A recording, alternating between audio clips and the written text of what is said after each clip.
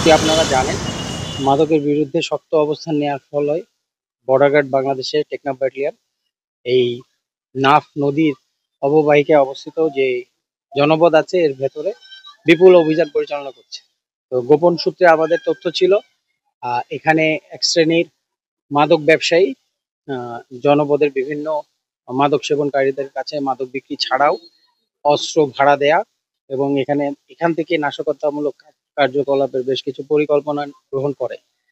তো আমরা তারই ভিত্তিতে আপনারা দেখছেন অত্যন্ত ঘন জনবসতিপূর্ণ একটা এলাকা। এই এলাকার জনসাধারণ সবসময় বর্ডার গার্ড বাংলাদেশের পাশে থাকে এই ধরনের অভিযানে। যার ফলে এত ভেতরে এসেও অত্যন্ত দুরূহ হলেও আমরা হাতে নাতে একজন আসামি সহ একটি অস্ত্র এবং প্রাথমিকভাবে ইয়াবা সন্দেহ হলেও সেটা পরে দেখা যাচ্ছে যে এখানে আইস রয়েছে এবং এখানে আইস এবং ইয়াবা সেবনকারী বা বিভিন্ন ধরনের মাদক গ্রহণকারীদের যে একটা নিয়মিত চলাচল আছে এবং যে ব্যক্তিকে ধরা হয়েছে সে নিজেও আজকে মাদকাসক্ত এবং নিজেও মাদক সেবন করেছে।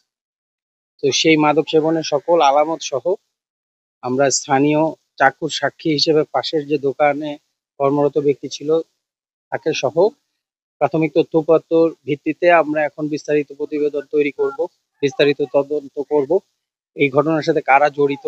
এবং আমরা যখন এখানে অভিযান পরিচালনা করি 2 জন পালিয়ে যেতে সক্ষম হয়েছে।